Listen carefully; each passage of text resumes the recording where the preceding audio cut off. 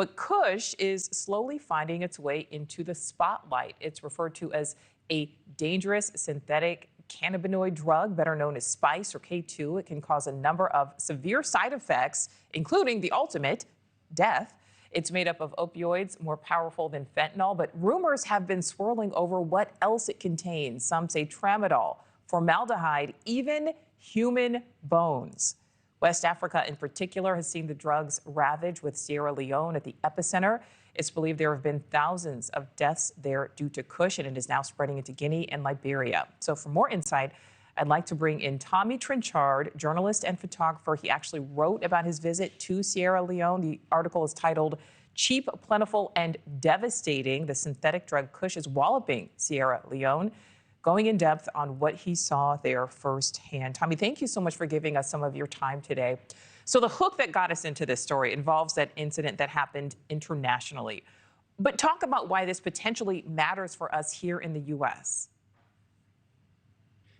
Well, what I can mostly speak to is what I saw in Freetown, Sierra Leone, which seems to be the epicenter, as you say, of this new drug. And it is, yeah, it's, as you say, it's incredibly potent. It contains, well, recent studies showed that more than half of the samples contain nitazines, which is a type of synthetic opioid that is, in some cases, 25 times more potent than fentanyl. So it's a very intense drug. And in Freetown, a part of the problem is that you never really know quite what's in it. Producers all have their own recipes, and as you alluded to, there are all sorts of different chemicals and other drugs that have been found in it.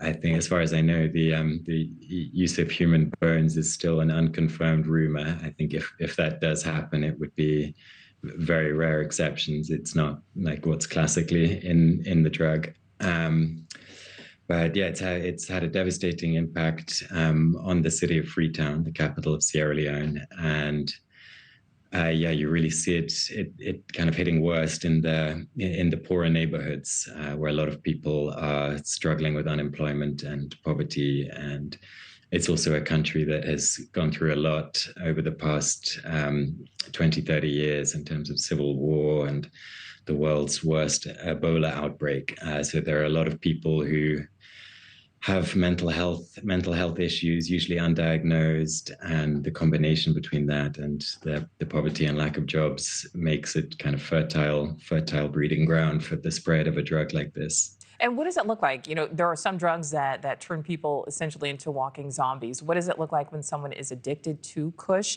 And then how addictive is this drug based on what you observed?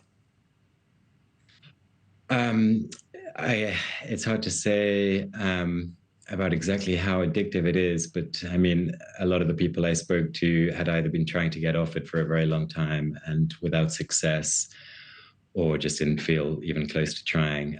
As for its impact on users, like a typical scene in kind of Kush dens in Freetown is dozens of young men. It's almost overwhelmingly men. There are some women, but and they may either be passed out on the floor or often just sitting there with their heads between their knees, kind of like lolling slowly up and down, coming in and out of consciousness. So it really has a pretty severe impact. And I think in the long term, it can lead to a lot of serious health issues.